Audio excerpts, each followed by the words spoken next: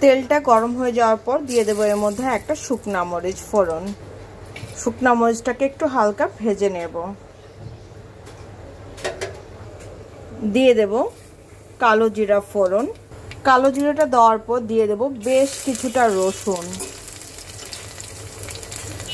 রসুনটাকে আমি সুন্দর করে ভেজে নেব। খুব সিম্পল রান্না, কিন্তু খেতে কিন্তু দারুণ লাগে। তো দিয়ে দিলাম রসুন কুচি। এর মধ্যে দিয়ে দেব কাঁচা মরিচ। যে যেরকম ঝাল খেতে পছন্দ করো ঠিক ওই রকমই ঝালটা দেবে। তো দেখো আমার কিন্তু রসুনটা খুব সুন্দর মতন হালকা লাল লাল হয়ে গেছে। খুব বেশি ভাজবো না, রসুনটা যতটুকু লাল হয়েছে এতটুকু এনাফ। দেখো এখানে আমি কচুটাকে গ্রেট করে নিয়েছি। কচুর যে নিচের অংশটা থাকে না, সেটাকে ধুয়ে পরিষ্কার করে আমি গ্রেট করে নিয়েছি। এখন আমি দিয়ে দিলাম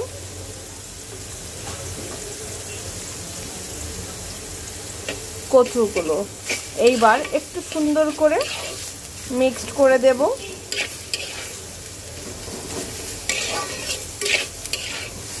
এর মধ্যে এখন আমি এক এক করে মশলাগুলো দিয়ে দেব।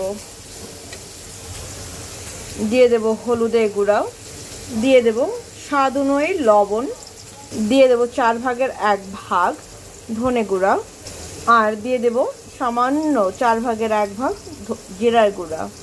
সব কিছু মিক্সড করে দেব এবং এটাকে মিনিমাম তোমার কম আঁচে 5 থেকে 7 মিনিট এটাকে সুন্দর করে ভাজা ভাজা করতে হবে কিন্তু। তো চলো তোমাদের সাথে কি আমি মাঝখানে একবার দেখাবো, যখন এটা প্রায় হয়ে যাবে তখন একবার। কিন্তু মিক্সিংটা কিন্তু ভালো করতে হবে। মিক্সিংটা যদি একবার ভালো না হয় তাহলে কি হবে বলো তো, জায়গায় জায়গায় তোমার মশলাগুলো হবে, আবার কোনো কোনো জায়গায় আছে তোমার মশলাগুলো ঠিক মতন হবে না, ওই জায়গাটা খেতেও কিন্তু ভালো লাগবে না। এই জন্য খুব সুন্দর করে মিক্সিংটা করতে হবে, কারণ লবণ আছে এর মধ্যে, সব কিছু আছে। তো চলো এটাকে এখন সুন্দর করে